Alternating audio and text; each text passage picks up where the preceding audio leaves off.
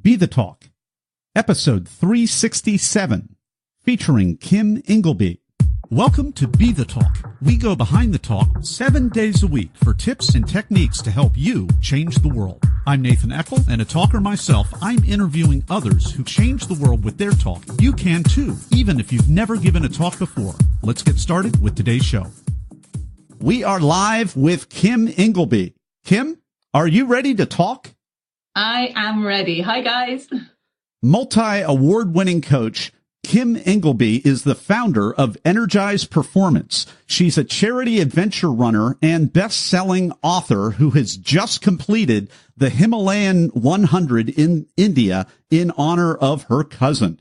Kim Ingleby, welcome to the talk.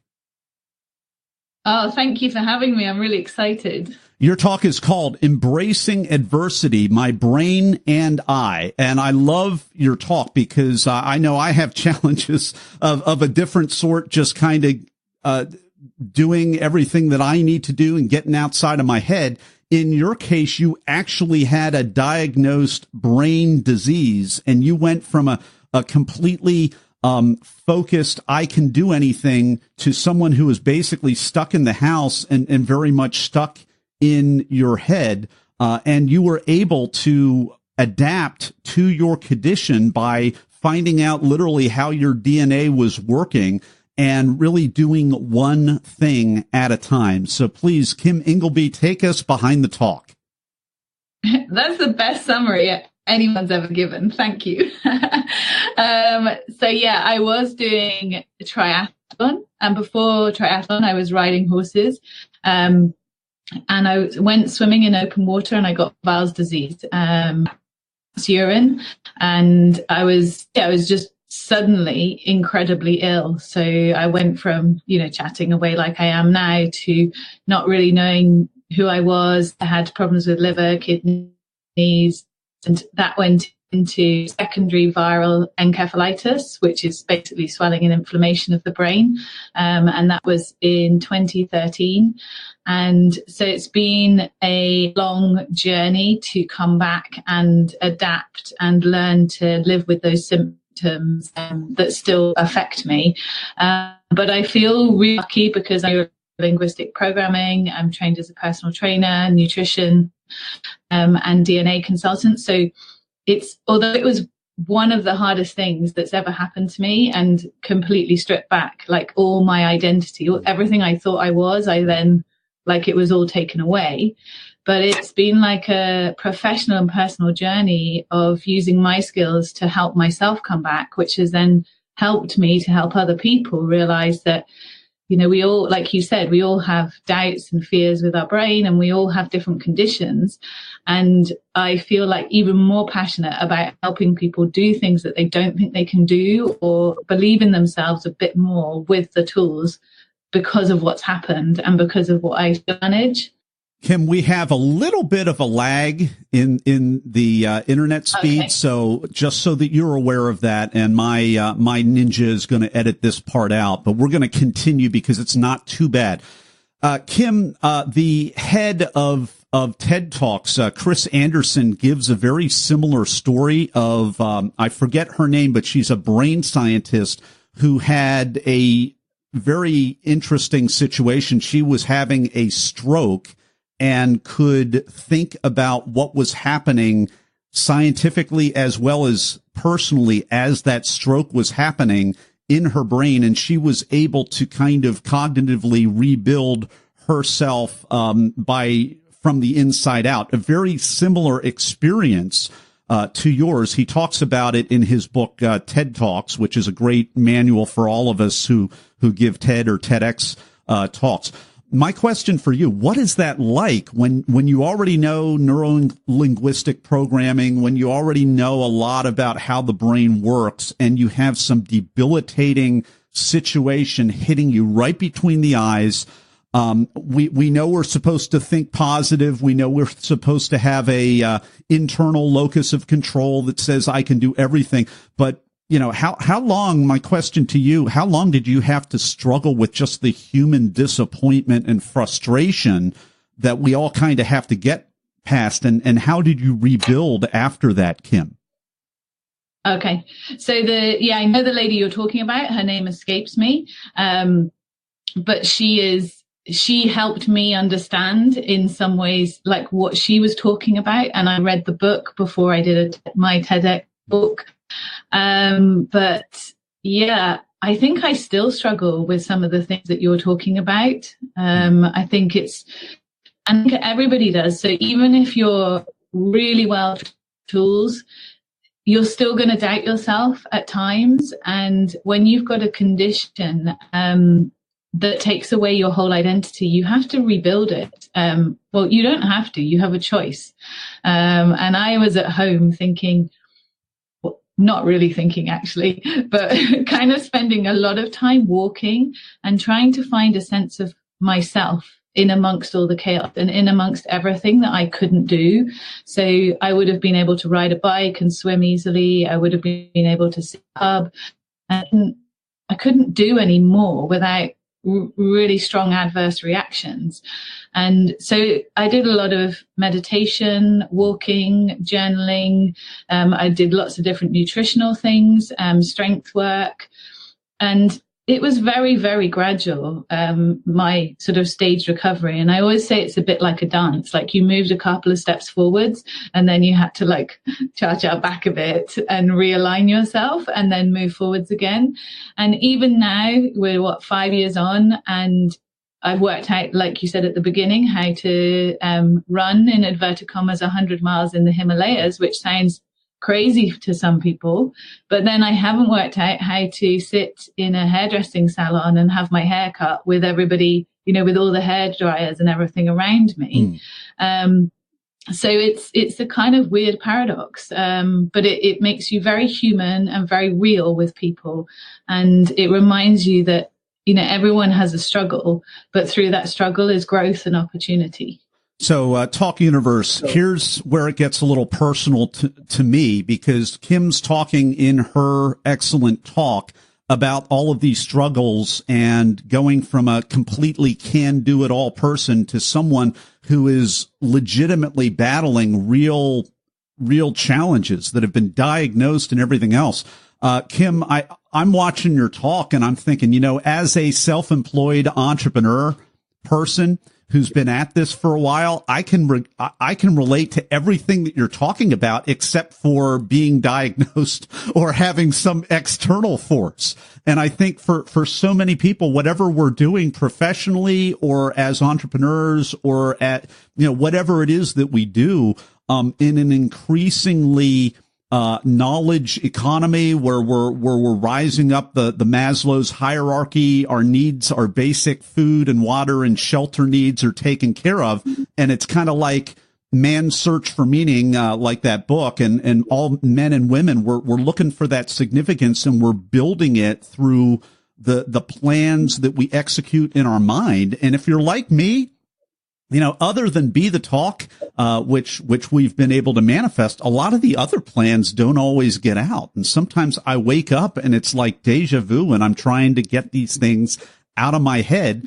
And then I hear a great talk like yours. But I think, hey, I haven't actually run into there's not a reason for this other than maybe just the challenges of not executing, like you said, one thing at a time. And that was the killer takeaway for me, because whether you're struggling with some kind of a disease that you came up with that's actually attacking your brain, or you're just in the middle of social media distraction overwhelm like the rest of us, I think that key is really one thing at a time, and having that open-ended curiosity instead of the judgment that breaks us down and puts us in a mental prison.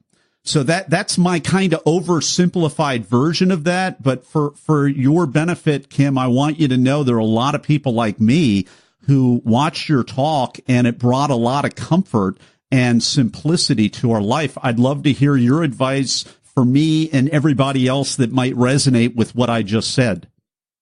I love what you said, and thank you for your feedback. And my whole purpose of my talk was to help people realize that it doesn't matter whether you have a condition inverted commas, that's real, or whether you were just overwhelmed with life, because I think a lot of people are completely overwhelmed. And I work with a lot of high-end, athletes and performers, but then I work with a lot of people who are just everyday people who suffer huge amounts of stress and lack of body confidence, lack of commitment to things. And I think we try too much. We try too much, and we put a lot of pressure on ourselves, and we have to-do lists that are hundreds of pages long. And we think that we should do all these things. And I have all of that, but I've just learned that you have to sometimes just press pause, and you have to ask yourself, am I being helpful to myself? Because a lot of people's internal dialogue is so self-sabotaging and unhelpful and unkind. And all the positive affirmations are great, but if you're not being helpful and you don't really view yourself, that makes it even worse. So I say, Nathan, are you being helpful to yourself? Like, how can you be helpful to yourself? And then I would also say, what's the one thing that you can do today that will make a difference based on how you're feeling? So like, if you're feeling really stressed and tired, what simple thing could you do today that would make a difference? And if you're feeling great, what's the big thing that you can go and get done?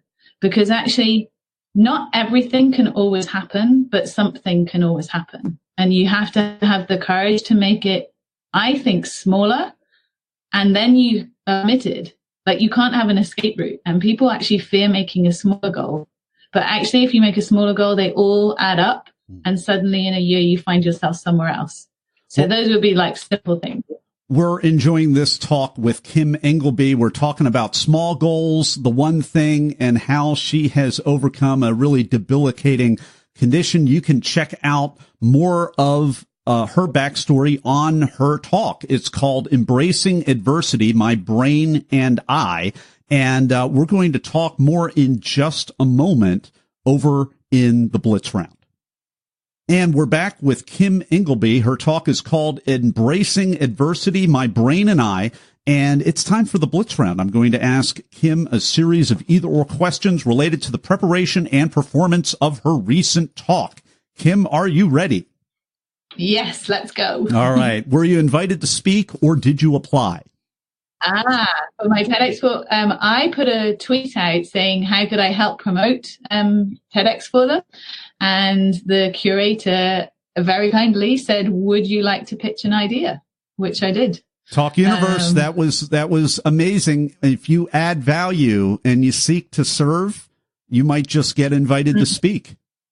I was like, I'm not ready. And then I said to myself, you can't pass the opportunity. You have to get over it and put in the idea. This isn't really a Blitz Round question, but I mean, your talk is all about this near debilitating mental challenge that you have as a result of this diagnosis. So, I mean, what was that decision-making process like? Because for the rest of us, giving a TED or a TEDx talk is not an easy thing at all. What did you have to jump through in terms of mental hurdles? I guess pun intended, not meaning to be disrespectful, but literally pun intended right there. What was your thought process like? So quickly, fear, terror, panic. I can't do it. And then the curator of the event in TEDx Bristol was amazing. She accommodated me massively. And just, for example, you saw me on stage, but I arrived through a back entrance. I went into a silent room. I had noise cancelling headphones on. I was taken onto stage. I did my presentation. I went off stage. I put my noise cancelling headphones back in and I left. So that was the only way that I could achieve it. And I was very involved in, the whole experience, but incredibly grateful to be given the opportunity. And we have a little bit of a slowdown right in the middle of the Blitz Round. In other words, it sounds like the process that Kim went through is exactly the same as the process that the rest of us go through in terms of the fear, terror, and panic. And I've seen a lot of other people in the backstage with noise canceling headphones and trying to zone out the world. So it really doesn't sound that different. although I know that you were able to overcome those legitimate challenges that you have, Kim, and I'm glad to see you back right here. My next question, what's a tip, tool, or technique that helped you beyond the noise canceling and the accommodating for your own present condition?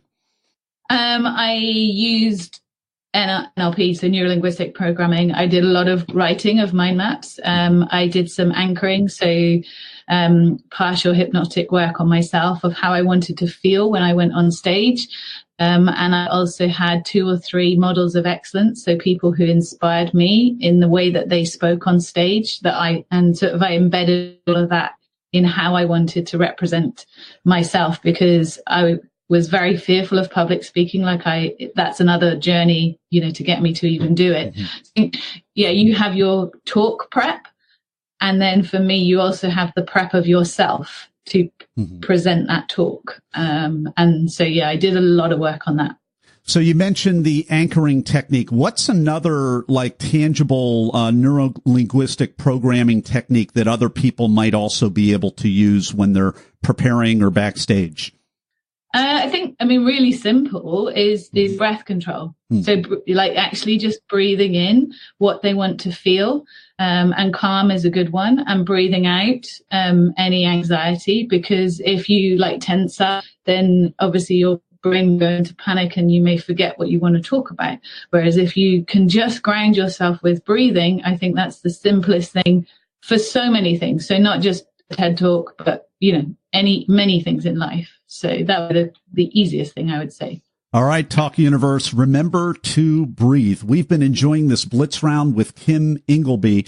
Her talk is called Embracing Adversity, My Brain and I. You can go and check out that talk on our web page and show notes page at BeTheTalk.com, as well as go to Kim's website, EnergisedPerformance.com, but it's the British spelling. So in Energized, it's an S instead of a Z. Energised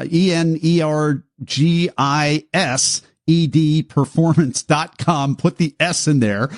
You can also go to Kim Ingleby, INGLEBY.co.uk, either of those websites, to be able to connect with Kim, who is amazing. And we're going to be right back with Kim Ingleby's final word of advice for Talk Universe. And we're back with Kim Ingleby. It's time for the final word of advice. What is it, Kim? Be brave and take action. Take one step. As you listen to this, take one step, do something, be brave. And even if you don't believe in yourself, trust the universe and go do. Kim Ingleby, thank you so much for coming on the talk today and sharing your wisdom with Talk Universe. Thank you, Nathan.